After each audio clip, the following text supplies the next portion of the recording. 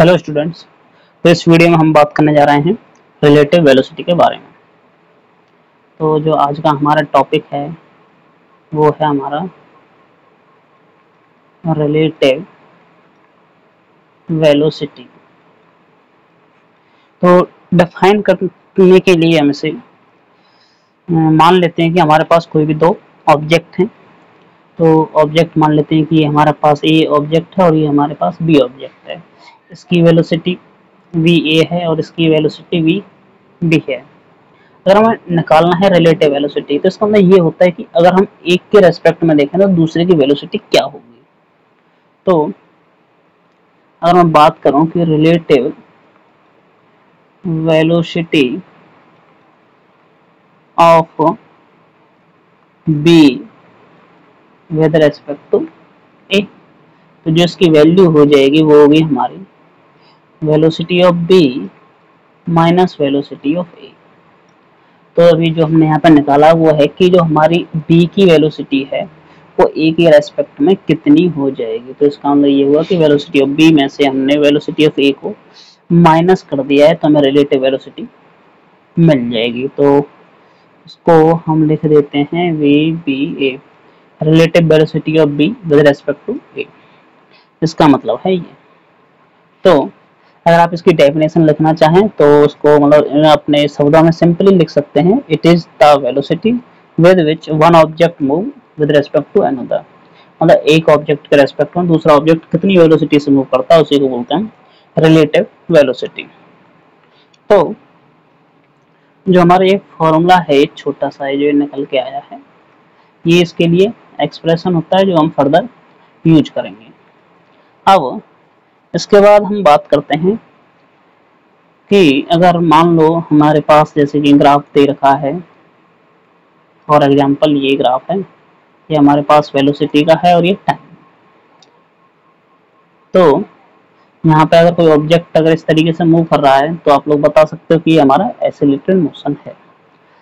ये हमारा मतलब सिंपल था जो हमने पहले पढ़ा था। अब मान लो और अगर वेलोसिटी पोजीशन टाइम ग्राफ बना दें, ये हमारा एक्स हो गया, ये हमारा टी हो गया, और यहाँ पे अगर कोई ऑब्जेक्ट इस तरीके से मूव कर रहा है जो उसकी डिस्टेंस है वो टाइम के साथ लीनियरली चेंज हो रही है, तो आप लोग कहोगे कि ये हमारा यूनिफॉर्म मोशन है।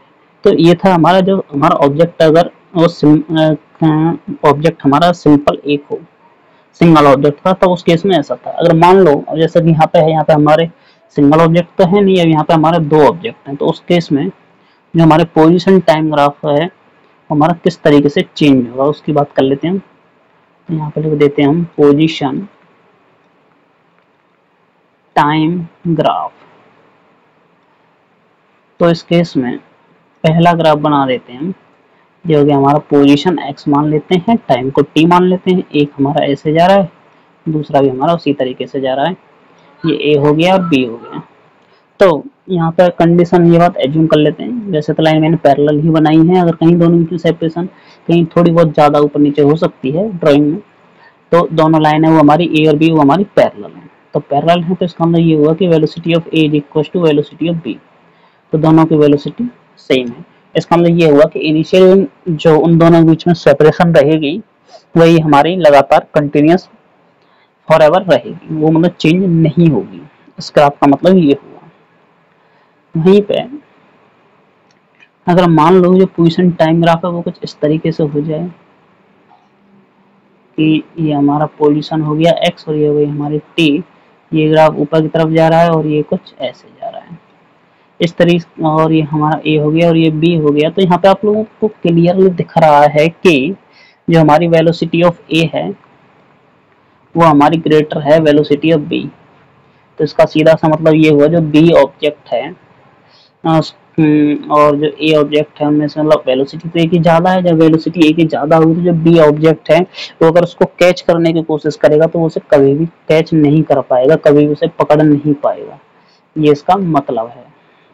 इस ग्राफ को मैं ए नाम दे देता हूँ, इसको बी नाम दे देता हूँ। मान लो वहीं पे अगर ग्राफ थोड़ा सा चेंज कर दें, इंटरसेक्टिंग बना दें, मतलब पहला वाला हमारा ऐसा चला गया और दूसरा वाला हमारा इस तरीके से चला गया, तो ये हमारा ए हो गया और ये हमारा बी हो गया। पोजीशन टाइम ग्राफ सेम हमारा वही है। ये x हो गया, t हो गया, तो इसको नाम दे देते हैं हम c। तो इस केस में क्या होगा, इस केस में ये होगा कि जो हमारा ऑब्जेक्ट है,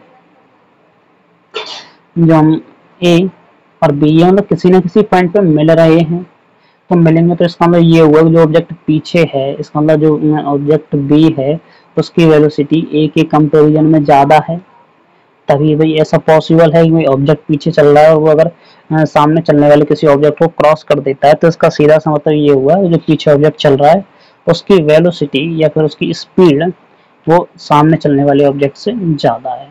तो ये था पोजीशन टाइम ग्राफ। अब इसके बाद बात करते हैं छोटे से क्वेश्चन की। क्वेश्चन बहुत ही सिंपल है। तो क्वेश्चन ये है कि हमारे पास दो ट्रेन है और जो ट्रेन है वो इस तरीके से है कि ये मैं डायग्राम बना देता हूँ, ये ईस्ट वेस्ट नॉर्थ और साउथ। तो एक ट्रेन है वो हमारी नॉर्थ की तरफ जा रही है और जो नॉर्थ की तरफ जा रही है उसकी स्पीड है हमारी 54 किलोमीटर पर आवर। और जो साउथ की तरफ जो एक ट्रेन जा रही है हमारी, उसकी जो स्पीड है वो हमारी 90 किलोमीटर पर आवर। और इसके बाद हमसे पूछा गया है, क्वेश्चन 1 है कि हमें रिलेटिव वेलोसिटी बतानी बी की विद रेस्पेक्ट टू ए। तो जो हमारी ट्रेन ए नॉर्थ की तरफ जा रही है वो हमारी ट्रेन ए है, जो साउथ की तरफ जा रही है वो हमारी ट्रेन बी है। तो वेलोसिटी बतानी है बी की विद रेस्पेक्ट टू ए। ये हमारा पहला क्वेश्चन है। The second question, relative velocity of ground with respect to B. तो इसका मतलब velocity of ground with respect to B. ये दो क्वेश्चन हमें करने हैं। तो करने के लिए हम क्या करेंगे कि जब हमें वी बी ए की वैल्यू अगर निकालनी है तो इसका मतलब होता है कि V B minus V A. तो इसमें एक चीज़ हमेशा याद रखना है कि जो वेलोसिटी है वो अगर मैं मान लेता हूँ कि जो नॉर्थ की तरफ है वो अगर हमारी पॉजिटिव है, तो साउथ की तरफ जो ट्रेन जा रही है उसकी जो वेलोसिटी है वो तो नेगेटिव हो जाएगी क्योंकि डायरेक्शन अपोजिट है भाई। अब मैं लिखना चाहूँ तो अगर वेलोसिटी ए को अगर मैं 54 किलोमीटर पर आवर लिखता हूँ तो इसका मतलब ये हुआ कि वी बी को अगर मैं लिखूंगा तो उसकी वैल्यू -90 किलोमीटर पर आवर हो जाएगी। ठीक है, क्योंकि जो वैल्यू जो बी है वो ए के अपोजिट डायरेक्शन में जा रही है। अब हमें निकालना क्या है, बी माइनस ए। तो इसका मतलब ये हुआ कि -90 -54, इसको सॉल्व करेंगे तो ये इसकी वैल्यू आ जाएगी -144 किलोमीटर पर आवर। तो इसका मतलब जो डायरेक्शन है हमारी, जो रिलेटिव वेलोसिटी की आएगी वो हो जाएगी हमारी साउथ की तरफ, क्योंकि माइनस साइन है। और अगर ये पॉजिटिव आती तो इसका मतलब होता है कि जो हमारी डायरेक्शन है वो हमारी नॉर्थ की तरफ होती है, और जो हमारी डायरेक्शन है वो हो जाएगी नॉर्थ टू साउथ।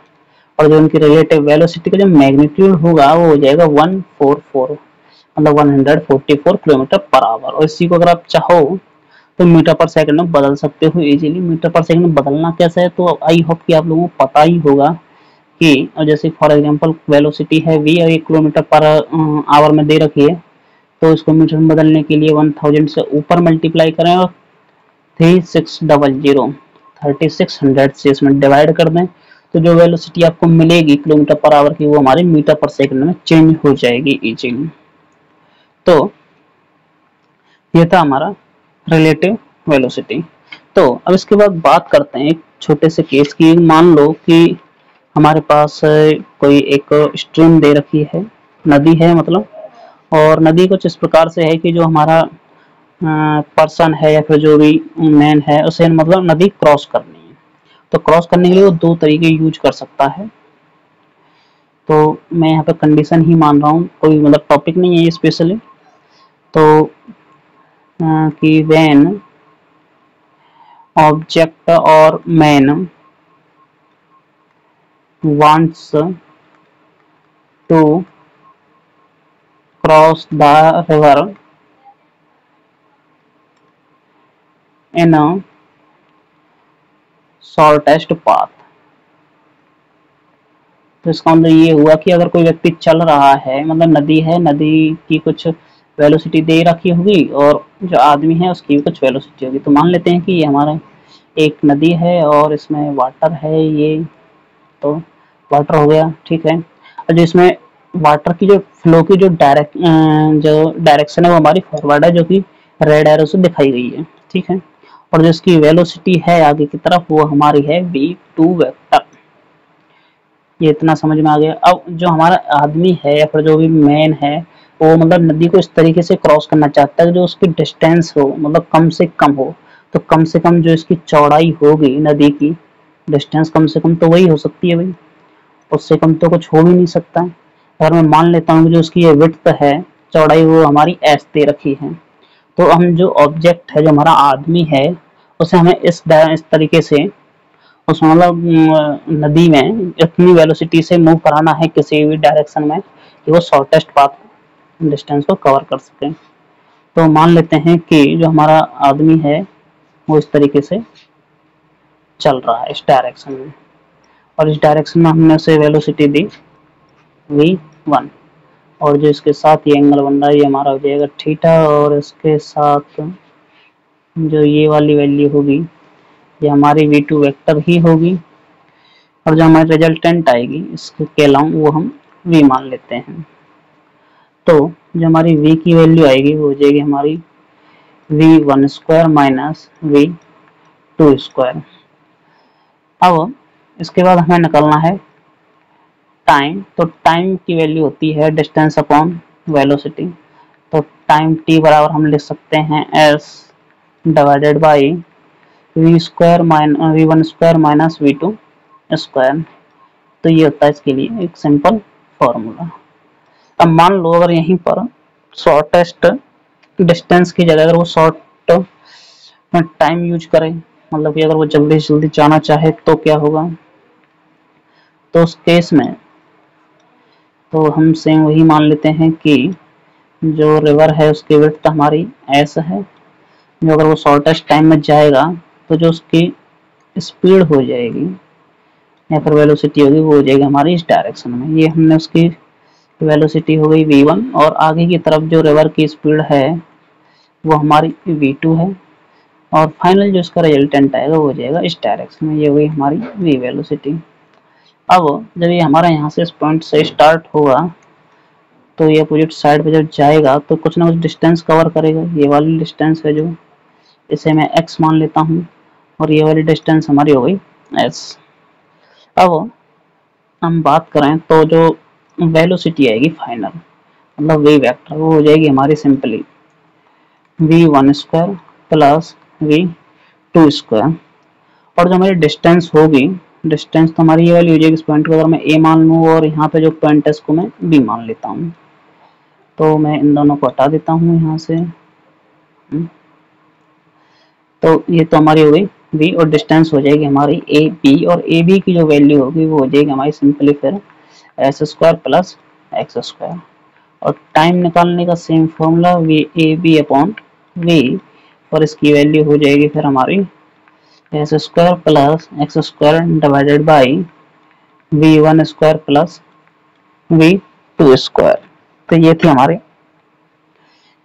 टाइम की वैल्यू, और यहाँ पर कंडीशन ये है कि जो हमारा टाइम है वो हमारा शॉर्टेस्ट है। और इसके अलावा जो रिलेटिव वेलोसिटी है उसमें एक टॉपिक और बचा है, और वो है हमारा रेन और मैन के। तो रेन और मैन के बारे में पढ़ेंगे हम नेक्स्ट वीडियो में। इस वीडियो में इतना ही। अगर आपको कोई डाउट हो तो कमेंट बॉक्स में जरूर लिखें, और मिलते हैं नेक्स्ट वीडियो में।